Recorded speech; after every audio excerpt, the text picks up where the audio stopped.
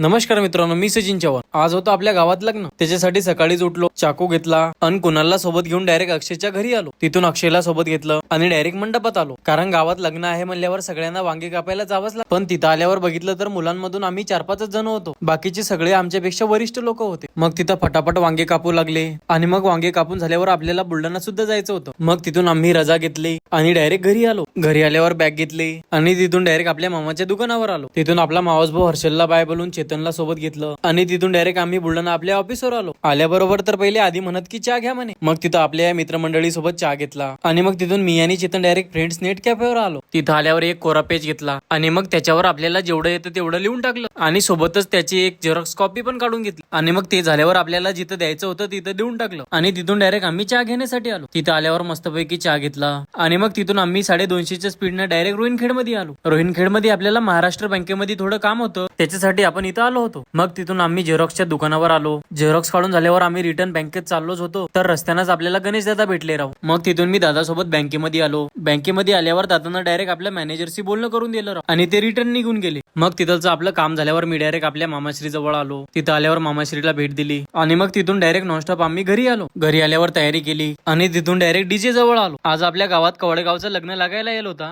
तर त्यांचं इथं डीजेवर नाचणं चालू होतं. मग तिथून आम्ही डायरेक्ट मंडपात आलो तर तिथं हे आपले कवडगावचे फॉलोअर्स भेटले राव. त्यांना व्हिडिओ मध्ये घेतलं आणि लग्न लागून झाल्यावर वाढायला सुरुवात केली. आम्ही पंगत मध्ये वाढत होतो आणि अक्षय एका ठिकाणी आयराची यादी घेऊन बसलेला होता. मग सगळ्यांना वाढून झाल्यावर आम्ही जेवायला बसलो. चला मग मित्रांनो, आम्ही करतो आता जेवण. तोपर्यंत तुम्ही फॉलो नसेल केलं तर फटाफट फॉलो करून टाका. तर भेटूया समोरच्या व्हिडिओ मध्ये.